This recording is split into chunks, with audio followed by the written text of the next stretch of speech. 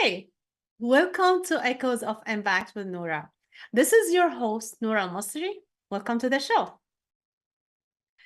A lot of people have been talking to me about starting their own business or their nonprofit, but they feel like they're not ready yet. They're not sure if this is exactly what they want, or maybe they want something else. They want to do more research. They want to be sure, 100% sure. A lot of people also, they have been talking about starting their YouTube channel because this is something they like to share with people, but they don't feel ready yet. They want to bring better lighting. They want to make sure they have the great equipment, and they do.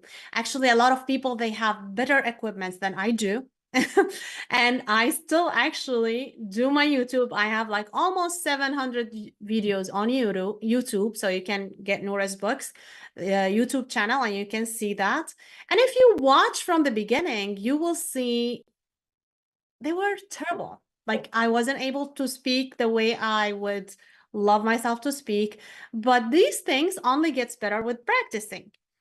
So what I want to tell everyone today is you just start with the thing that you already have. Just start. You don't need to wait. You don't need to wait to be perfect because there's always room for improvement. Whether the thing you are starting is a YouTube, a podcast, a business, a nonprofit, whatever that thing, just start because you can always adjust and you can pivot to another direction. You don't have to stick what you want to do. I know some great coaches, actually. One of them, maybe you know her already. She is in Houston, Texas, and I don't know her personally, but I do listen to her stuff. She started when she was in college sharing hair product, like how can you make your hair looks better. And then she kept all those videos, and now she's a seven-figure business coach, and she actually changed her stuff. So it's always okay to change. Always you can pivot. But the thing that you're gonna get when you start, you have more experience and you see the roads more clearly. You see things, you see the road. Because imagine if you're going to go down the street, maybe that's a long street, you won't see there's like beyond your eyesight. You won't be able to see there. You have to walk a little bit or drive a little bit, whatever it is, in order to see further. So your eyesight can see more because you're moving.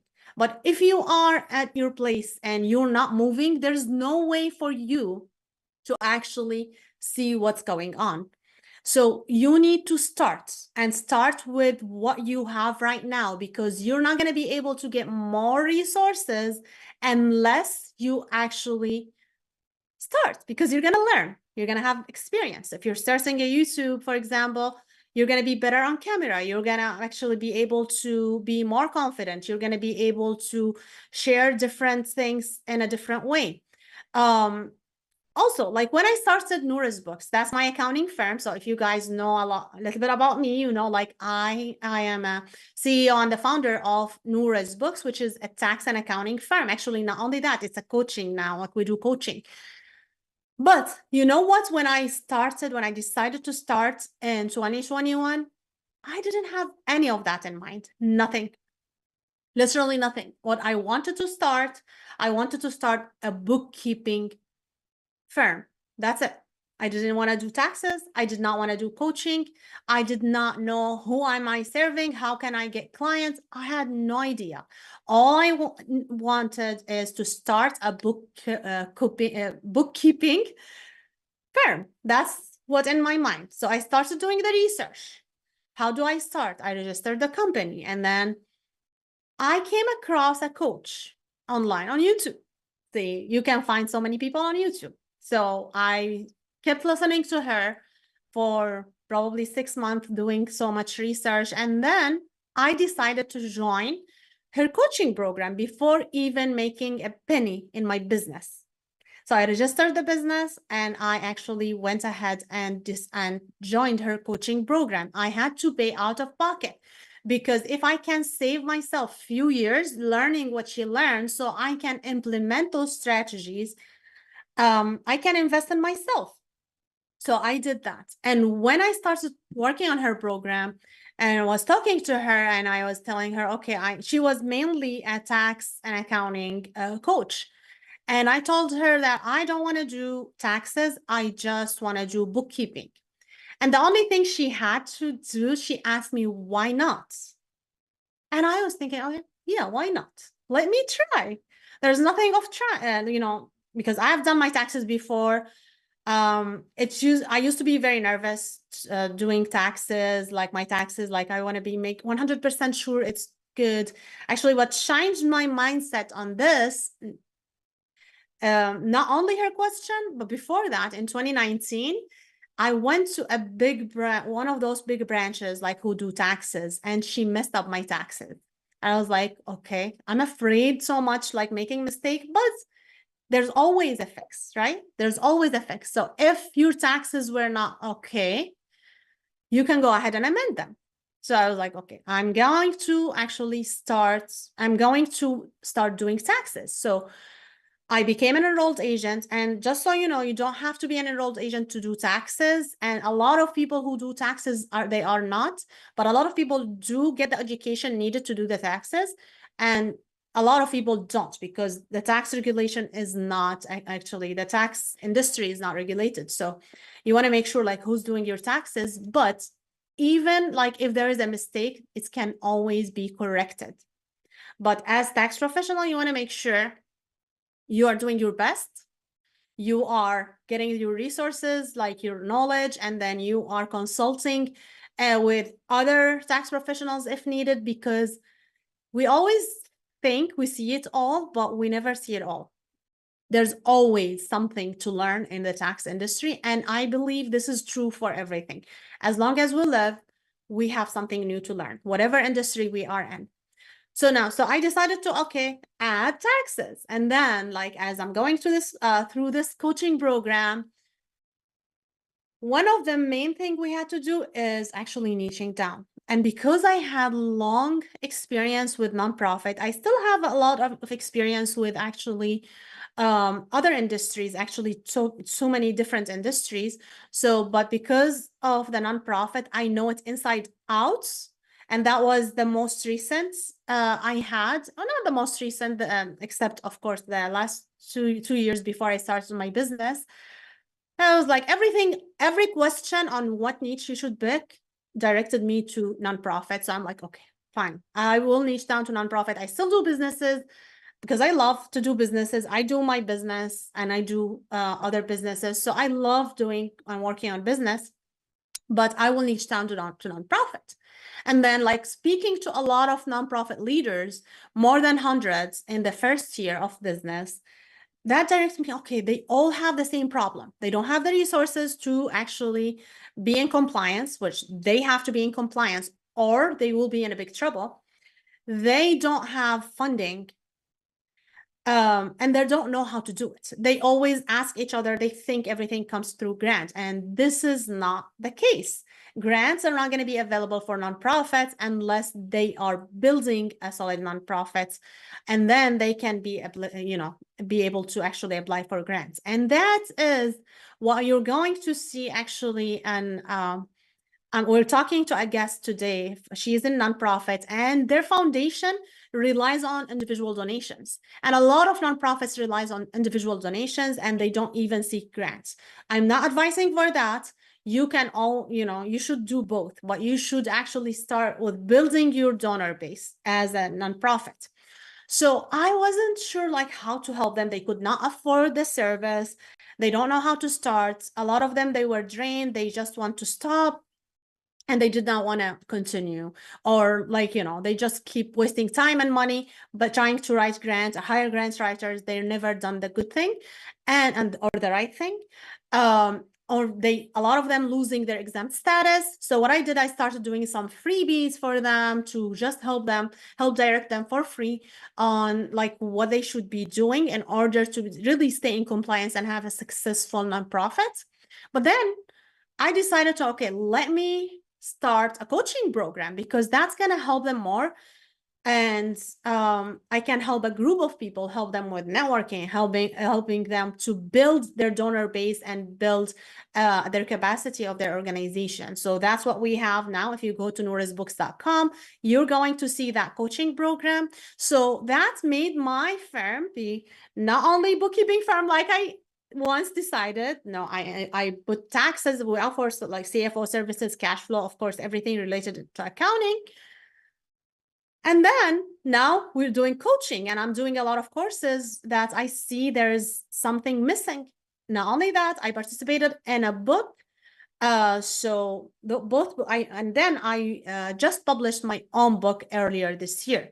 So see how like one decision led me to too many things.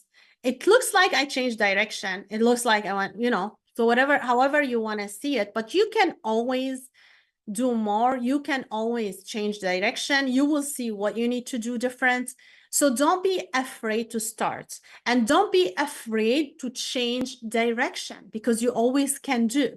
And not only actually doing coaching program for nonprofits, I also coach businesses on how to actually get clients online. I also have some courses for tax professionals who wants to help nonprofits. So sky is the limit. There's no glass ceilings or anything. So whatever you want to start, don't be afraid. You don't have to see everything right now. Go ahead and start. Do the first step, stay consistent, stay at it, and the road will actually reveal itself. And if you feel like you have to change direction at the, like while you are walking the road, you can always do that. And you will see that from the guests that we're going to have right now. So I can't wait to introduce my guests.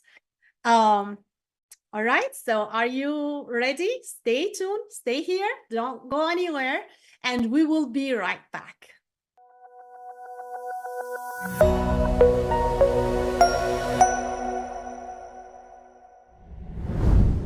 Welcome back. This is your host, Noura Almasri, and this is Echoes of Impact with Noura. I'm very excited to welcome back my friend Rania. We had Rania with us in the beginning, maybe like third, fourth episode. I can't remember. You can go back and look. And we're going to have her here today because she has so many recent accomplishments. I would like to talk about that with her, so you guys can see what you are, what you can do. You are capable for so many things. So let's welcome my friend Rania. Rania, welcome back to the show. Thank you, Noura. Thank you so much for having me. Of course, it's always a pleasure to have you here and to talk to you. Can you introduce yourself a little bit to the audience, especially for those who did not watch the last episode? Absolutely. My name is Rania Zeithar. I was born in Egypt. I lived the first 10 years of my life in Saudi Arabia and then went back to Egypt. I came to the United States in 2000. And then when I came to the United States, I couldn't really speak English and I couldn't communicate for a while. But then later I was able to learn English, start my career and improve and publish books in English. So that's probably like a summary of my life. That's amazing, like to come to a country that totally speaks different language, and then you learn, not only you learn the language and you do go work with people who speak that language, you also writing in English. That a lot of people are afraid to do that. So that's really great. Like, so what motivated you like to, oh, okay, I should be writing in English? The main motivation was to express myself. I always wanted to, and people had a lot of questions about Muslims and Arab in general. And I'm open to those questions. I like to listen to them and I like to hear them and I like to answer them. So I was thinking probably writing would give me the opportunity to explain more. So I did start writing like articles to answer those questions. And those articles later became my first book, America Through My Eyes, Experiences of an Egyptian American Muslim Woman. That's awesome. So the book you just published, it's your second book in English, but it's the third book, right? That's true because my first book was in English, expressing myself as a Muslim and as a minority in the United States, and then my second book was in Arabic, expressing myself as an American to my fellow Egyptian and Arab people in the Arab world, and then my third book is my first fiction book, and it's in English as well. So this is your first fiction. Nice. So you have a story. So what inspired the story? Is it a true story? I know it's fiction, but I mean, is it based on a true story or how does it? Yes, and I just want to highlight something. For those who speak two different languages, the writing in your second language is for sure harder than writing in your first language, but also writing fiction in your second language is very challenging. Um, I had my first experience in fiction was in my first book. I had just one fiction chapter. And it was not easy to translate my imagination to my second language. Mm-hmm. So starting writing this book, the East Western Girls, was very challenging. It's just the idea of you're trying, writing it, translating, because I translate, because I always translate from my first language. So translating things that already happen is just much easier than translating your imagination, trying to find those words that describe your imagination perfectly to the reader. So this book took a while to come out. It took about 3 years, just because I wanted to make sure I did my best with it before I share it with public. So the story, the book is about two girls, Egyptian girl and American girl. They don't know each other. Both of them the same age, 16 years old, and they would go through a lot of different challenges in their life, and those challenges come through the culture. So you can see the differences between the two cultures and how these girls were able to come across all these challenges and come over them and succeed. I can't say it's not true story. I mean, it's not one story. So the Egyptian Girl is a collection of true stories I have seen. And the American is a collection of true stories I have seen. And I tried to highlight the differences between culture and religion and how those two things sometimes are opposite. I mean, sometimes our culture will force us to do things that's opposite of our religion, and sometimes our religion will guide us to do things that opposite of our culture, and how we can manage those two different things. Nice. So nice. This is very interesting. And actually, it's very important to understand like from a different background for people so we can understand each other better. So this is really nice. Thank you for doing this work. So how can people find the book? Where can they find it actually? The book is actually available in many different stores online, Amazon, Barnes and Noble. Just searching the name of the book, the East Western Girls, on Google, you can find it in so many different websites. That's awesome. So did you work with a publisher? So I used a self-publishing company in Grams Park.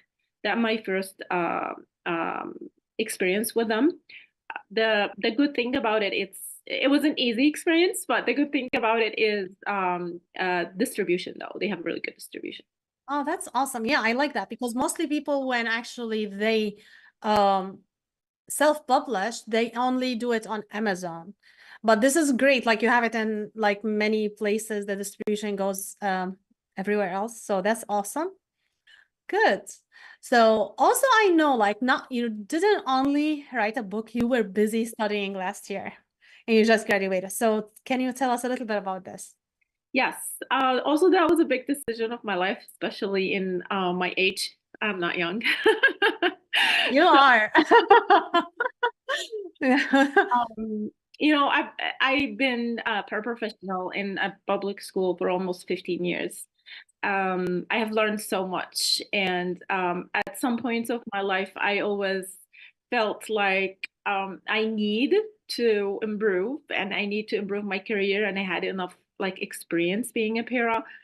And I actually tried many times to join, like, again, my master in special education in different universities, and I was accepted, but always like the step is hard because of the financial requirement. So I'm like, I have my boys almost in college, and I'm like, I'm not gonna spend that much money and be like have that loans for in such age for my degree. So I always like step back in the last second. But I was, it was very interesting last year. That's been my dream. Like I wanted to achieve it, but I just couldn't. So I was like sitting on the school, I'm like thinking, what do I really need? I need to be a teacher in short time without paying money. That's what I need. Every single time I go to universities, they say it's gonna take 3 years getting my master's in part time, and it will cost so much money. So, okay, let me just use Google. We always use Google for everything. Yeah.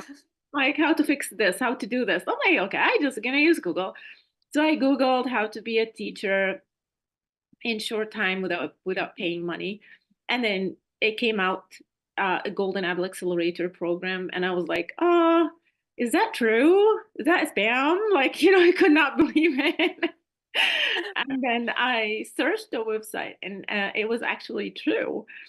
So this program was made during COVID to help the education system in Illinois. So anyone who had bachelor degree, and I had my bachelor degree in business administration. So anyone had bachelor degree worked in the education system as a substitute or paraprofessional, and they are want to be teachers, they actually can give them an intensive program for a year to prepare them for their certification. And I applied, and I had a couple interviews, and I was accepted. And it was the year 2024 was like a big year for me. I just graduated in May 11th, so that's very exciting as well. Congratulations. This is awesome. And this is actually, you will be able to be a teacher in Illinois. Like, does it work in other states? It does sometimes. There are some states that would have agreement with each other to hire teachers if they moved. So this certification, which is a learning behavior specialist, would Mhm. allow me to work in some other states as well. That's awesome. So you can be a teacher in other states and in Illinois. That is a quick path, like a little bit cheaper than just going the university route, the Yeah, master's degree. So you know what? Like, I don't know if I told you this before. I have a bachelor degree in business administration as well from Syria. yeah, So we have the same undergrad. yeah. So cool. So that's amazing. Congratulations, Thank actually, on you. your graduation. Congratulations for you make an amazing teacher. You've already been in this field for a while, but to be now you're able to teach, and you have 3 books already. Congratulations on the book. Congratulations on your graduation. You are just amazing. Thank you so much. And thank you for being here with me today. It's been Um, Sure. So guys, go ahead and get the book, buy it from your favorite vendor. So go and Google, search Rania's name or the book name so you can get all her books. I know, like, if you don't read Arabic, that's fine. You go go to get the 2 English books. So, and you're gonna learn a lot about other cultures and about Rania. Rania is amazing. Thank you. And it's never late to actually pursue your dream.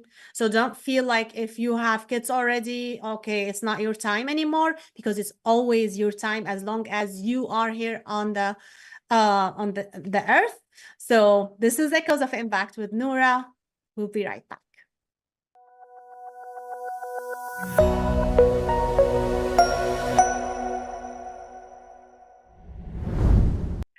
Welcome back. This is your host, Noura Almasri, and this is Echoes of Impact with Noura. I'm really excited to introduce my friend Shelly now. Shelly, welcome to the show. How are you doing today? Hi, thank you for having me. I'm doing great. How are you? Good, good. So I'm really excited to talk about the work you're doing and everything. But first, why don't you actually introduce yourself to the people, a little bit about your personal background and the work you do? Sure, sure. So my name is Shelly Maxwell, and I am currently the director of the ATI Foundation, which is in Bolingbrook, Illinois. And I started in nonprofit a little over 10 years ago, actually. So most of my career, I have been in nonprofit. I began with editing newsletters and things like that. I just really love to read and write, and I love to help people, and mission driven organizations have just always had a place in my heart. And so from there I moved on to grant writing, and then I started into the world of development and fundraising, and just couldn't get enough. So I ended up switching over to more the direct support program side of things, and learning the ropes of the operations, and it sort of all culminated to this position I have now. So it's been a whirlwind. It's been amazing, and I wouldn't trade it for the world. Yeah, this is amazing. And it's funny how we actually get once we get into the nonprofit, okay, we love this work and we want to get more from it. We want to help people. Like you see the direct actually effect on people. So it's really a rewarding work to do. So thank you for everything that you're doing. Oh. Now, how did you shift it from grant writing now to being the director for the foundation? So it was very interesting, my route, and I asked my boss. I said, you know what? I love what I do. I love being behind the scenes and helping people, but I really want to work with these people who I'm supporting. And it sort of started as I feel like I need to learn more about the program side of things just to be a better grant writer, right? The more you know about what you're asking for funding for, the better. And truly ingraining myself in that, and diving in, and just being part of their everyday lives and learning more about their needs, and truly gaining a better understanding helped me in that way. And I didn't want to look back from there. I love grant writing. It's a little bit of part of the job still, but very happy to be able to do a little bit more than just that now. That's cool. So you started with the social media, helping them with social media, and Mhm. then pivoted to grant writing, and now you are the director of the foundation. So change always happen. We just have to start the route and Yes. see what do we like about it, what we would like to learn more. Because in this episode today, we're actually trying to encourage people just start somewhere, because some people, Start I somewhere. want to be there. Okay, in order to be there, you have to have two different stops before, and then you can get there. Or maybe you find yourself going a different direction because you realize no, you didn't want to be there, you want to be here. So Exactly. that's Exactly. I think that's you're so right there. It's not been just here and then I jumped here. There's been a lot of steps in between, and it's again, I wouldn't change it. I just love it. I feel like I've learned so much about the world of nonprofit in that way. that's awesome. So tell us about the ATI Foundation. What it is it's about, what do you do, what's your mission basically? Sure. So our mission, the ATI Foundation's mission, is to support people with physical impairments to lead their most fulfilling life. Mm. And that is very general, but it is general with purpose. And the reason we define it that way is because I don't think it's fair for me to tell you what you need. I think that people know more about themselves than I ever would. And so who am I to say, oh no, I don't think you need grip bars. I think you need an adaptive bicycle. We want people to be able to define that themselves and what's going to make the most impact in their life and in their situation. And so we do that through individual grant awards. And those are smaller amounts. They range between $2,500 and $7,500. But they are individualized. And so they go to anybody, all ages, as long as you have a physical impairment and you're demonstrating that need, we're able to support you in that way. And I love to be able to do that. Do you have a story that maybe you can share with us, like where your help impacted someone's life? I know you do this every day, but like anything that sticks to your mind, you can share with the audience. Sure. So we actually recently had an applicant in the area, and she was looking, initially they applied to us actually to get an adaptive bicycle. Well, just in my work, I've found quite a few organizations that also support that sort of similar mission. And what I ended up doing with this applicant was saying, hey, why don't we try this place first? Just because we have a little bit more leeway with our funds and how we're able to distribute them. And so they ended up getting an adaptive bike through a partner organization that we have. And then they were able to turn around and come back and use the funds that we had to support an ADA renovation for their bathroom. Nice. So it was a really fun, it can be a long process.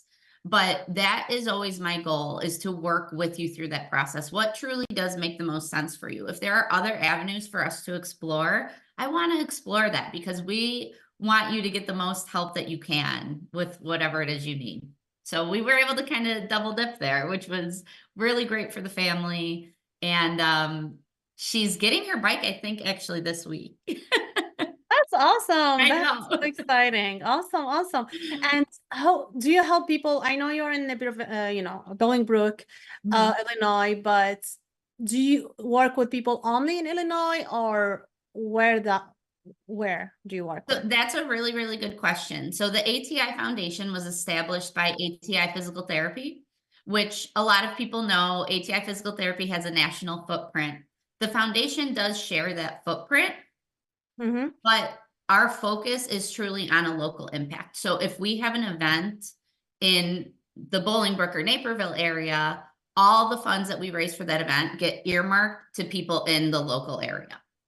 So we're still able to keep that local impact, but we support anybody in the United States. That's awesome. Speaking of events, I know you have upcoming events in Naperville in just maybe a few days. So can you talk a little bit about this? Yeah, that event will be, it's a week from this Sunday, actually. It's on June 9th, and it will be at Solemn Oath Brewery. And it's a family-friendly event. So yes, it's at a brewery, but we have ticket options for designated drivers. We have ticket options if you do want to imbibe and have a couple drinks. And then kids are free. So we will have games, live music. We are going to have face painting, balloon artists for the kids, and raffle baskets and all that fun stuff. It is Sunday, June 9th from 5 to 8 p.m. at Solemn Oath. And the drink tickets, so if you want 2 drinks, those tickets are $20. The designated driver tickets are only $10. And like I said, kids are free. So we would love to see you there, and you can learn more about the work of the foundation. That's cool. And is there still an opportunity for businesses to sponsor? Yes, yeah, absolutely. If businesses want to sponsor the event, they can do that. Probably about within the next few days, I would say maybe by next Thursday, June, is that the 6th? Probably. Probably need a logo. That's only if they want, their logo featured and displayed at the event. But we're always willing to take sponsorships. And like I said, if you're sponsoring in a specific area, it's staying in that area. That's awesome. This is great. And this is a great cause to support, because you're impacting a person's life directly. So this is amazing. Thank you so much for all the work you're doing. Absolutely. What are some of your future actually projects coming up? So future projects, we're working on, our focus is really on back to the community. So when I started with the foundation, there had been a bit of a hiatus with COVID. And so what my goal is now is just to get us back in the community, to let people know what we're doing and what we're here for. And then we also started a new initiative last year where we can provide organizational support. So that's another newer initiative that we're focusing on. We don't do grants to organizations, but we do event sponsorships. So if there's a local organization in need that has a similar mission supporting people with disabilities, we are able to sponsor those events and help out those other nonprofits, because in the world of nonprofit, people know, you can use all the support you can get, and we're happy to support like-minded missions. That's awesome. This is very important. And I have like 2 organizations in mind, actually. I'm gonna There you be go. happy to introduce you to them, because Yes, I'm sure you please guys do. can do a lot of great work together. How do you get your funding? Our funding is 100% donations. It's all donations. It is businesses who sponsor events, businesses who maybe want to sponsor just the foundation in general. And then we are lucky enough, if you are an employee of ATI Physical Therapy, we also have a payroll contribution program where you can support the foundation. But yeah, it is 100% contributions. That's awesome. That's the magic of donor donations. Like, I love donation-based organization, Yeah. because yeah, grants are cool, but you cannot rely on that. Always Oh, people, yeah, you can. you get so many people to donate and you never suffer. So Yes. do you how can people actually connect with you? So you can email me directly. It is michelle.maxwell@atipt.com. But the easiest way is just on our website. So www.atifoundation.com. There's a contact form. All of that comes to me. So if you are on the website searching a contact form, anything like that, we have all of that information on there. And then I'm the one who receives those emails.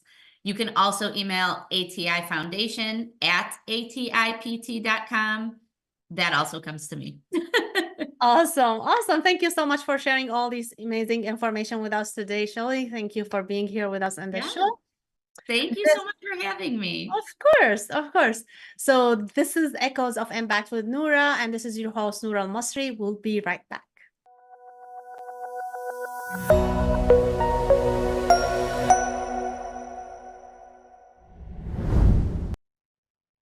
Welcome back. This is your host, Noura Almasri, and this is Echoes of Impact with Noura. So I'm very excited now, like, to have our last guest. She's an amazing mom, wife, and business owner. We're gonna talk about her business, about her, and actually we're gonna see how she pivoted in her business as we are discussing this today. Like, you can change your mind at any time. There's nothing set on stone. Like, so don't be afraid to start, just start. And we're gonna hear from my friend Darneisha, and you're gonna hear from her and see how things changed in her business. So welcome to the show, Darneisha. How are you doing today? I'm doing great. Thanks so much for having me. It's an Of honor. course, it's my pleasure to have you here. So can you tell the people, the audience today, about yourself a little bit? I always like the guests to give the overview about themselves. Sure. So my name is Darneisha Petit, as she mentioned, and I'm an accountant and an enrolled agent, and I am a mother, I'm a wife, business owner. I'm very active in my church and in the community, and so I'm quite busy, but I love every bit of it. I've been in the accounting industry for over 10 years, and I've always been passionate about money and just understanding how it works and how it flows. And I just kind of found myself here. I went to college and studied finance. I actually wanted to be an investment banker, but like we're gonna talk about, life happened, and so that shifted the direction of what I thought I wanted to do. And so, I ended up in the accounting industry. Awesome. So tax and accounting. So how did you actually start your business? And when did you think, okay, it's better not to go the banking route and just actually to start your own business and focus on taxes and ops? So, my dad has a business. And so in college and actually in high school, I started off doing like bookkeeping work for him, sending out invoices to his clients. And then I would always do my own personal taxes. And just eventually over the years, just started doing other people's taxes, picking up little side jobs here and there in bookkeeping. And when the pandemic happened, I ended up deciding to go into the business full time. As you know, everything was shut down. And so I had an opportunity to experience the freedom of entrepreneurship. And so when they opened everything back up, I was like, I don't think I want to go back, And so I just decided that I wanted to go full time into the business. So that's what I did.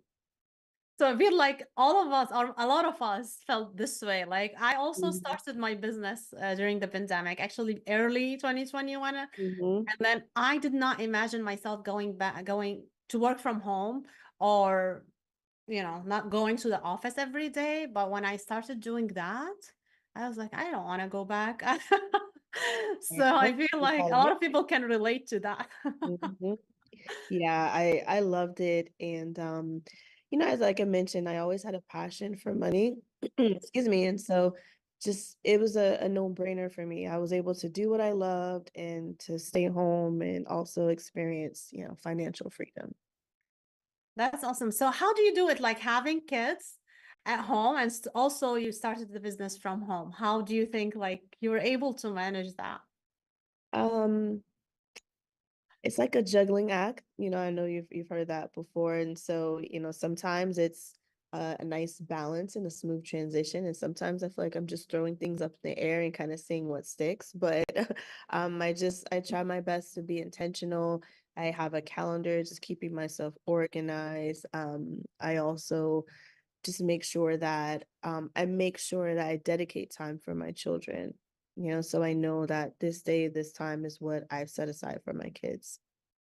That's awesome. So I know you actually changed the direction in your business. You started in a way, and then now you shifted in another way. And today we're highlighting this pivoting so people don't have to be stuck. Like they think, what if I change my mind? If I didn't like this business? So they don't start at all. So we want to encourage people to, you can change. There's nothing set on stone. So, and see how Darneisha did it. So we want you to actually highlight this area. How did you start and what happened? Did you change or pivoted like more than one time or only one time? So, and what we were doing and what are you doing right now?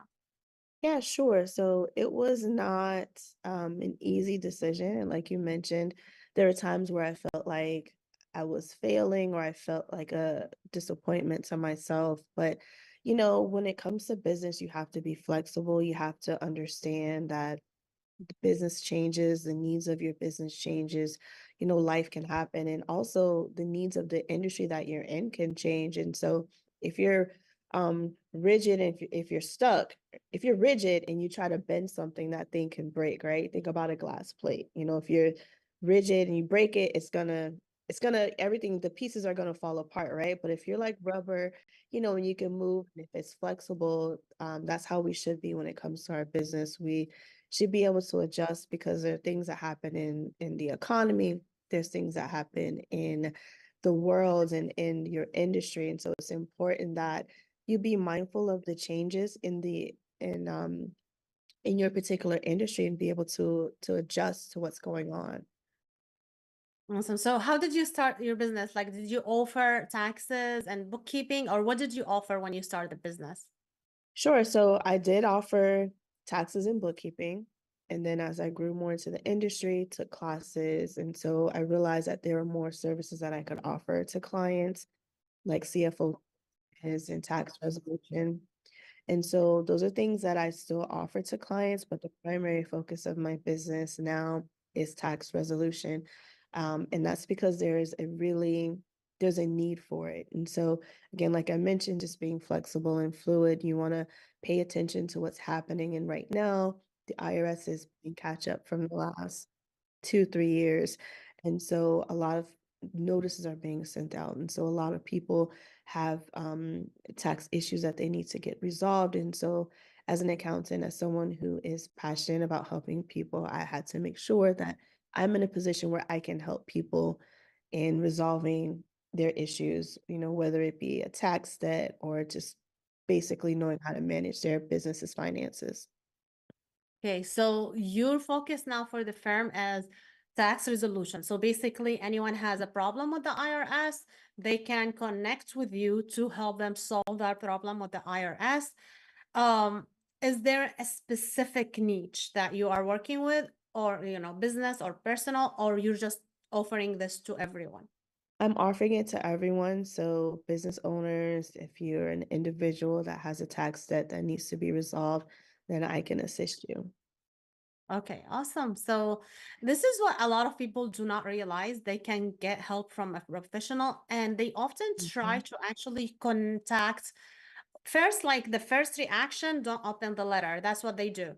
A lot of people, because they're anxious. I'm afraid to open it. And then if they open it, or when they open it, they would be, oh, okay, it's already deadline passed. And so what do we have to do now? Or they try to connect with the IRS themselves. Mhm. So what would you say to that, like connecting with the IRS? Do not ignore the letters, right? So back to your first point, if you receive a letter, if you receive a notice, open it. Pay attention to what they're asking for, any important deadlines. That's your first step. And then I would immediately contact a qualified professional who can assist you in that matter, because you don't want to say the wrong thing, don't want to do the wrong thing, put yourself in a situation where you cannot resolve the debt or where they're not able to like work with you or negotiate with you, because you do have options as a taxpayer. And so you want to make sure that you're utilizing everything that's available to you. Awesome. So how can people connect with you to make sure like they get the help, the right help, so they don't mess it up themselves? You can send me an email to darneisha@legacyconsultants.org. That's Darneisha, Darneisha, at legacyconsultants.org. That's my website as well. And my phone number, I have a new phone number, so I don't know exactly it by heart. So I apologize, but if we can maybe share that, that would be great. And email is a good way to reach out to me, and I can be sure to get you all the relevant contact information. Awesome. So people should contact you as soon as they get the letter, and they should send you an email or check your website. And then from there, you can lay the plan and see how can you help them.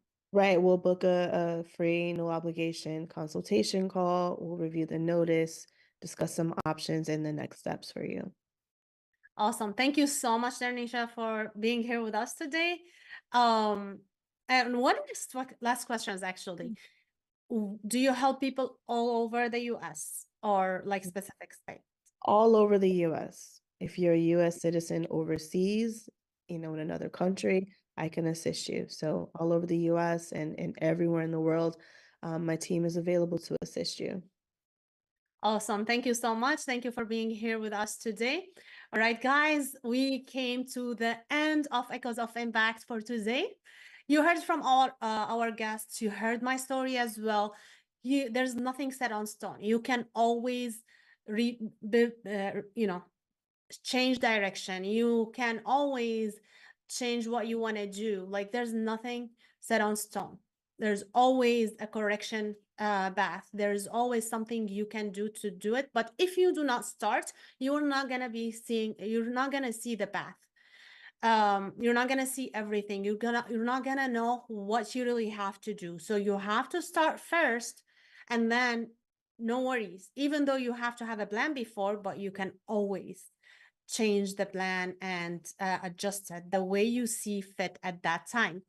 That was your host, Noura Almasri at Echoes of Impact. Make sure you connect with me at hello@echoesofimpact.net if you have any question. Again, that is hello@echoesofimpact.net. And if you would like to come with us and be in the show, you have something interesting to share, we would love to have you here. That was Noura Almasri again. Until next time, keep making an impact. This has been a Now Media Networks feature presentation. All rights reserved.